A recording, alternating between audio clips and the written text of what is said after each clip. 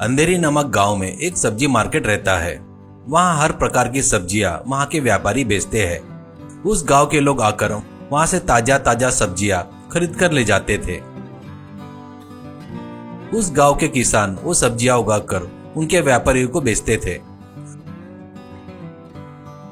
उस गांव के पास में एक वाटरफॉल और उसके नजदीक में एक तालाब रहता है। वहां पर बहुत सारे यात्री आते थे।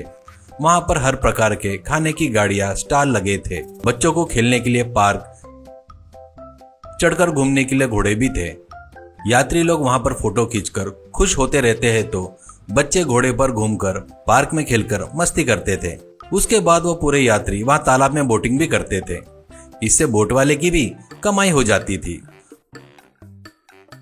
उस तालाब को नीलामी में बोली लगाकर जीतने वाले का नाम राजेंद्र था। राजेंद्र बहुत अच्छा आदमी था। वहां उसके तालाब में मछली पकड़ने वाले बोट यात्रियों को घुमाने वाले बोट वालों से ज्यादा पैसे नहीं लेता था। उसको फायदा नहीं हुआ तो भी चलेगा, सभी लोग खुशी और अच्छे से रहना करके सोचता था। पर उस गांव का सरपंच उससे एकदम उल्टा ही विरुद्ध था। उसका नाम महंती था। वो लालची और दुर्बुद्धि से भरा हुआ था। वो गांव की भलाई के बारे में कभी भी नहीं सोचता था। जो भी निधि मंजूर होकर आता था वो सब महंती ही दबा लेता था। वो बड़ा गुंडा रहने के कारण गांव के लोग उससे डरकर कुछ भी नहीं पूछते थे। एक दिन उसका दोस्त मुकुंद मुंबई से आकर उसको मिलता है। वो सब बताने के बाद सुनकर महंती, तो तुझे हमारे गांव में मॉल बांधने के लिए जगह चाहिए बस ना, वो मुझ पर छोड़ दे यार। एक हफ्ते के बाद तेरे को बढ़िया जगह दिखाऊंगा। ये काम करने के बदले में मुझे कितना देगा बोल, ऐसा कहता है। मुकुंद, कितना क्या दूंगा, इस प्रोजेक्ट में तेरे को पार्टनर बना देता। मॉल होने के बाद फायदे से तुझे 40% भी हिस्सा दूंगा। पूरा पैसा मैं लगाऊंगा, ऐसा कहता है। महंती खुशी के मारे उठकर उसे गले लगा लेता है। अगले दिन वो अपने चमचों के साथ वेजिटेबल मार्केट में आता है और महंती, ए सब लोग ध्यान से सुनो, तुम कब से यहाँ पर मार्केट में यार्ड बनाकर दो करके बोल रहे थे ना, वो सैंक्शन करा लिया मैंने। अब तुम 6 महीने तक ये जगह खाली करके दूसरी जगह पर कहीं तो भी व्यापार करो। 2 दिन में कंस्ट्रक्शन वर्क शुरू करना है, जल्दी खाली कर दो, ऐसा कहता है। वहीं पर खड़ा राजेंद्र, क्या जी झूठ बोल रहे हो? किसको धोखा देने के लिए आए हो? तुम यहाँ पर किसी के साथ मिलकर यहाँ पर मॉल बांधने जा रहे हो, हमको पता चला है। सच है ना? ये बड़ा अन्याय है। बेचारे ये सब अब कहाँ जाएंगे? महंती, ए तू बेमतलब की उंगली मत कर, तेरा काम तू देख ले, ऐसा कहता है। एक व्यक्ति, ये क्या जी, उन्होंने पूछा है ना, उसका जवाब दो। तुम हमको ऐसे यहाँ से खाली कराए तो कैसे? ये सच कह रहा है क्या, ऐसा कहता है। महंती, हाँ रे ये सच है। तो अब क्या, तेरे को कितना चाहिए बताओ, तुम्हारे मुंह पर पैसे मारता।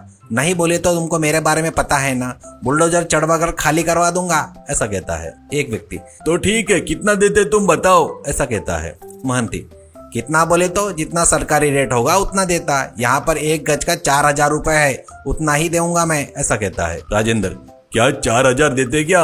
असल में मार्केट का रेट कितना है पता है क्या? 1 गज का 20,000 रुपए है।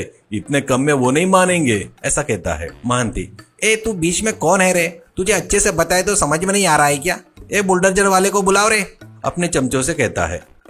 बस कुछ देर में बुलडोजर वहां पर आता है। वो लोग कितना भी चिल्लाए तो भी ना सुनते हुए वो बुलडोजर उस मार्केट के दुकानों को, गाड़ियों को तहस नहस कर देता है। वो देखकर सभी व्यापारी दुखी हो रहे थे। तो राजेंद्र, तुम चिंता मत करो, वो यहाँ पर मॉल कैसे बनाता मैं देखूंगा। तुम लोगों से केस डलवाकर कोर्ट में जीतूंगा। तब तक तुम लोग मेरे तालाब में नाव पर रखकर सब्जी पाला बेचो। तब अपने गांव वाले ही नहीं, आने वाले यात्री लोग भी खरीदेंगे। इससे तुमको ज्यादा पैसे मिलेंगे, ऐसा कहता है। एक व्यक्ति, वाह राजेंद्र जी, आपका दिल कितना बड़ा है। हमारे लिए इतना अच्छा कर रहे हो, हमको सबको खुशी हो रही है। आप भगवान हो। कश्मीर में लेक में कैसे बेचते हैं वैसे यहाँ पर हम भी बेचेंगे, अच्छा रहेगा, ऐसा कहता है। ऐसे उस दिन से वो लोग बोट पर सब्जियां रखकर उस तालाब में बेचने लगते हैं। गांव वाले किनारे पर रखे बोट पर खरीद रहे थे तो यात्री तालाब में घूमते हुए बोट पर से खरीद रहे थे।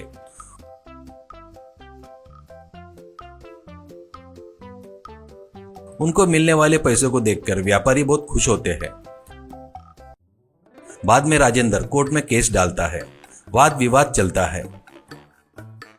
कुछ दिनों बाद जज केस की पूरी तफसील करके महंती को जेल की सजा सुनाता है। वैसे महंती जेल में पत्थर फोड़ते हुए कैदी बनकर रह गया।